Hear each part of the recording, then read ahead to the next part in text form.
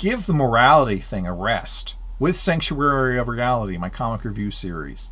Time now for Cerebus issue 216, the 16th chapter of Guys.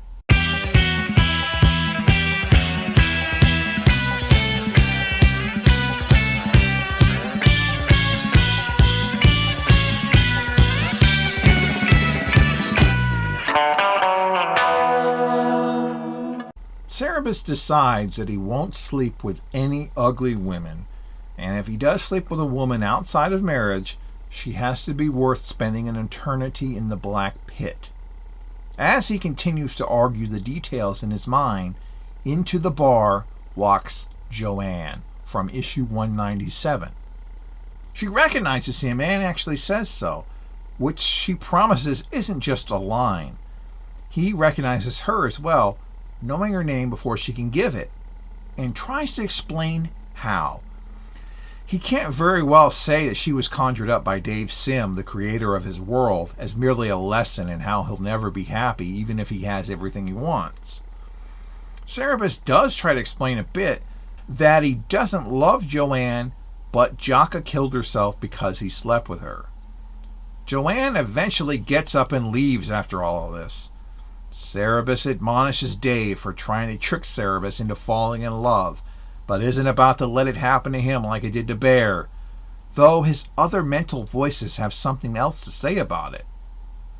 A few days later, Cerebus is still thinking about the situation and decides that sleeping with Joanne would be worth going to Pluto again for. However, he instead drowns his miseries in scotch, where he makes up his mind to return to the village of his birth, Sand Hills Creek, the very next day.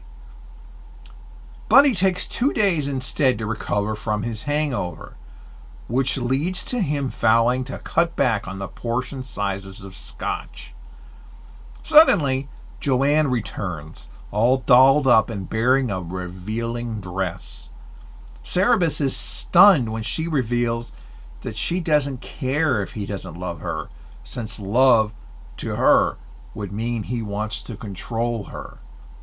Can Cerebus's contradictive mental voices convince him to run away from such utter temptation? The page of Cerebus's hangover headache pounding is often cited by people online that I see as an example of excellent lettering in comic book, and it truly is a masterpiece. The lettering in this book is always great, beyond great, perfect. Dave Sim's figure work, for instance, is always excellent. Take Joanne, for example. She is stunning. Though poor Gerhard doesn't get as much to do. He has to keep drawing the bar over and over and over from various angles, always the same thing, same looking shelves in the bar, bottles, beer bottles and booze, everything. He's got to do all of that repeatedly. Once in a while, Dave will change the background a little by having a flashback to Pluto, or change the weather outside to establish the seasons. But Gerhard, no matter what he's doing, always manages to make it look immaculately beautiful. This is another great issue. Cerebus's inner dialogue is not wearing on me whatsoever. And now we're getting some dialogue with another character.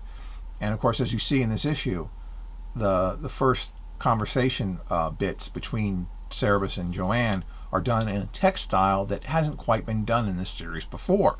As I always say, this book was constantly evolving and doing it on a monthly basis. So it's always something to watch. You never know what they're going to do next. Next time, somebody knocking the boots.